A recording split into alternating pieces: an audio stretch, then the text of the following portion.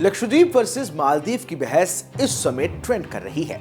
मालदीव के सांसदों के पीएम मोदी और भारत पर अपमानजनक ट्वीट करने के बाद कई सेलिब्रिटीज और टूरिस्ट ने अपनी मालदीव की यात्रा कैंसिल कर दी और लक्षद्वीप जाने की बात कही। लेकिन क्या मालदीव और लक्षद्वीप की तुलना करना सही है? क्या लक्षद्वीप आने वाले समय में मालदीव को पीछे छोड़ एक टूरिस्ट हब बन सकता है? इस राह पर लक्षद्वीप के सामने क्या क्या चुनौतियां हैं? आइए आज इस वीडियो में इन्हीं सवालों के जवाब ढूंढते हैं। मेरा नाम है कुंवर शर्मा और आप देख रहे हैं न्यूज नेशन का डिजिटल प्लेटफॉर्म। भारत मालदीव विवाद के बीच बॉयकॉट मालदीव्स और चलो लक्षद्वीप ट्रेंड कर रहा है। लेकिन लक्षद्वीप के लिए मालदीव जैसा एक टूरिस्ट स्पॉट बनने की राह अभी थोड़ी दूर है। इस राह में लक्षद्वीप के सामने कई चुनौतियां हैं। सबसे पहले तो मालदीव की तुलना में लक्षद्वीप पहुंचना मुश्किल है। मालदीव जाने के लिए पहले आपको केरल के कोची जाना होगा, फिर कोची से अगाट्टी की फ्लाइट लेनी होगी जो दिन में सिर्फ एक बार उड़ान भरती है।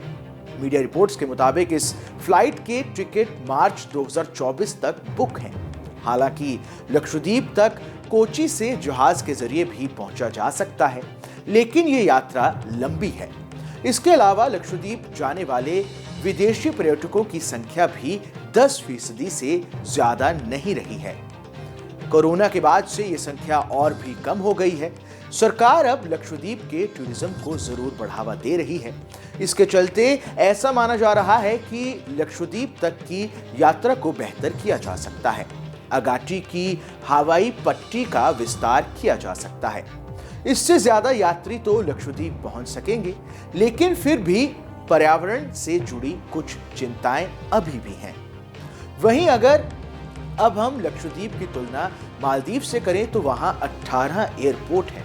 इनमें से 5 इंटरनेशनल एयरपोर्ट हैं। इसके साथ ही 20 एयरलाइंस साल भर मालदीव से ऑपरेट करती हैं। अगर सालाना टूरिस्ट के आंकड़ों की बात करें तो साल 2023 में मालदीव में 18 लाख टूरिस्ट पहुंचे थे। इनमें एक बड़ी संख्या भारतीयों की भी है।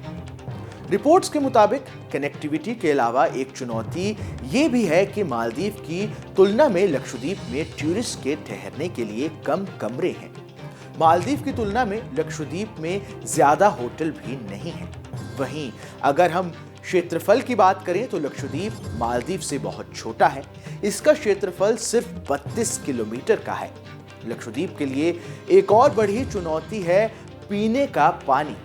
कई स्टडी में लक्षद्वीप में ग्राउंड वाटर कम होने की बातें बताई गई हैं। वहीं मालदीव के सांसद मोहम्मद फैजल के मुताबिक एक चुनौती ये भी है कि यहाँ जो प्रॉपर्टी है वो लोगों के नाम पर रजिस्टर्ड है।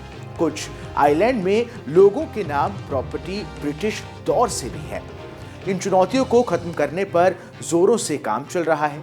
कनेक्टिविटी बेहतर करने के साथ साथ सरकार होटल और रिजॉर्ट बनाने के भी कई नए प्लान ला रही है।